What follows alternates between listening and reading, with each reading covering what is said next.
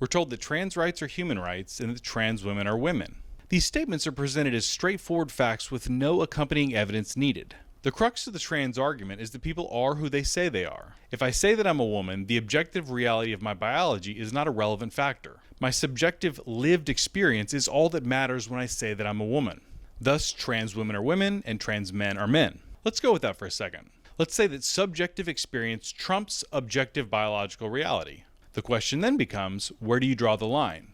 You accept a person who's male identifying as a woman, or a person who's female identifying as a man, but what about a non-binary person who identifies as neither man nor woman? In this case, there's a whole host of other genders we might have to accept. Do you accept the person who identifies as anxiogender, or a gender rooted in anxiety? George is getting upset! What about gender vague, a gender you can't quite describe? Yeah, well, that's just like your opinion, man. There are hundreds of such non-binary genders on Tumblr and non-binary wiki. Should we have all of society cater to a gender that was invented yesterday? And how do we know if someone's faking it? Would you go along with the student from the University of Michigan who said that his pronouns were His Majesty? If you think that's ridiculous, what makes that over the line but not a demigirl, which is a girl but not a girl? That's transgender, but what about other trans identities? Rachel Tuvell was blasted by trans activists when she published an article in the feminist philosophy journal Hypatia suggesting that being transracial was just as legitimate as being transgender. I'm addressing the white elephant in the room. I'm breaking down the barriers of race by assimilation. In her defense, if you buy into postmodern philosophy, there's no logical reason why Tuvell was wrong. If objective reality is not our measuring stick, only our subjective feelings, why couldn't a person change their race in the same way they can change their gender? Is there an invisible line in the sand I'm not seeing here? Rachel Dolezal led the Spokane, Washington NAACP after it was scandalously revealed that she's white.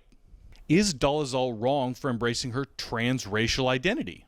After all, she's going with her own lived experience. What about trans age? Would you accept a 40-year-old who wants to play in a t-ball league? Would you accept an adult who identifies as a baby? There are people who hold these sincere beliefs about themselves.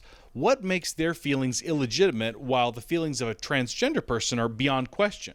If I went to a doctor and asked that they remove my perfectly healthy arm, they would diagnose me with apotemnophilia, which is a form of body integrity identity disorder. The doctor would not perform the surgery, and I would be referred for intensive psychotherapy.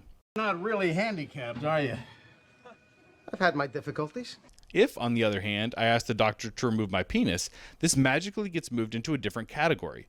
This is part of my gender identity, putting me in a protected class. There's no significant psychological or medical difference between someone who identifies as a person without an arm and a person who identifies as a person without a penis, except for one is seen as legitimate and one is not.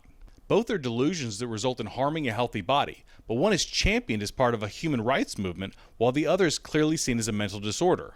If we take away objective reality as our measuring stick for what makes a person, we're left only with our subjective feelings.